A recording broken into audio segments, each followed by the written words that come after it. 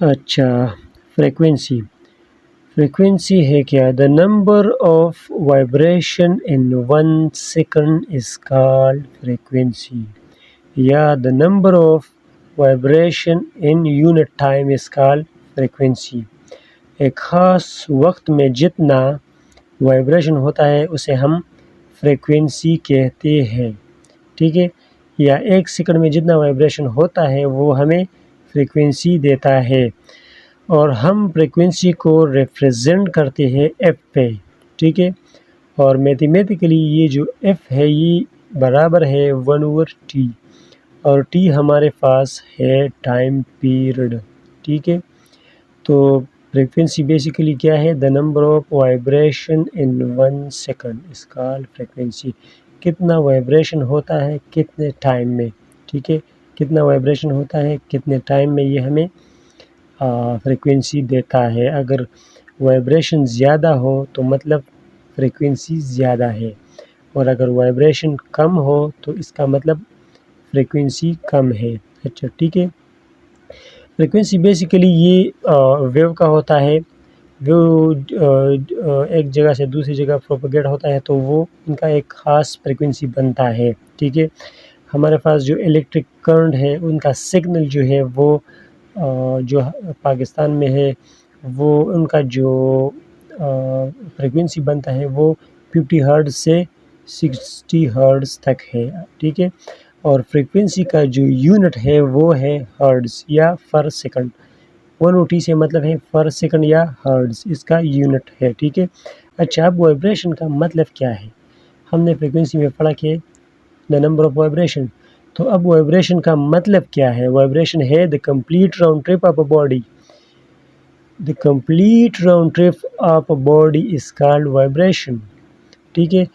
हमारे पास एक simple pendulum है, ठीक है। इस पेंडुलम को देखिए, ये हमारे पास है एक सिंपल पेंडुलम। एक बॉडी हमने एक तार से बांधा है और एक हाइट से उसको लटकाया है, ठीक है। जब हम इसको एक साइड पे मूव करते हैं, फर्ज करें हमने इसको एक के साइड पे मूव किया, ठीक है। तो ये ए के साइड पे आएगा, फिर ये बी के तरफ वापस आएगा। इसके अंदर जो एनर्जी स्टोर होगा उस एनर्जी से ये वापस बी की तरफ आएगा, और बी से वापस वो आएगा ओ की तरफ, ठीक है।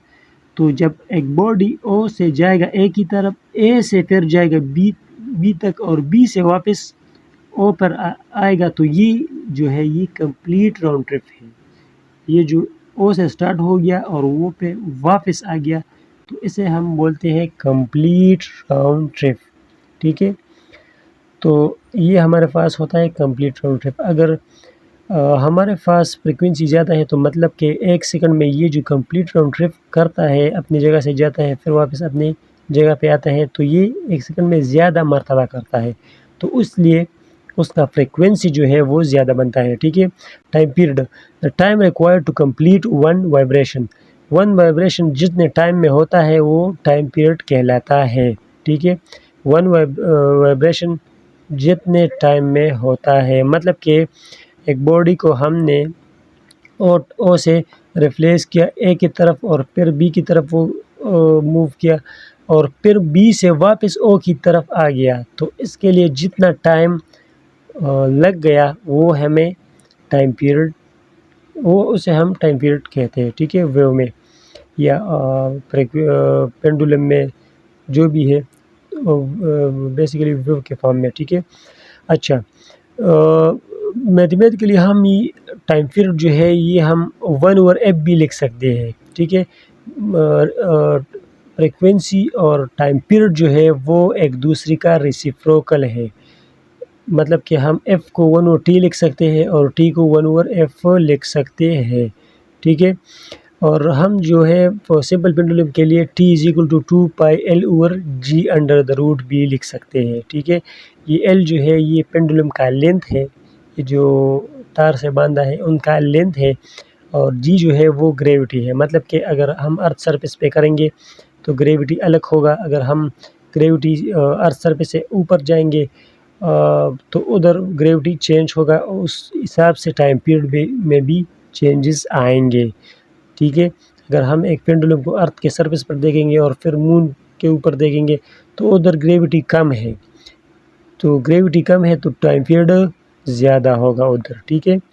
अच्छा, उसके बाद आता है amplitude. The maximum displacement from the mean position is called amplitude.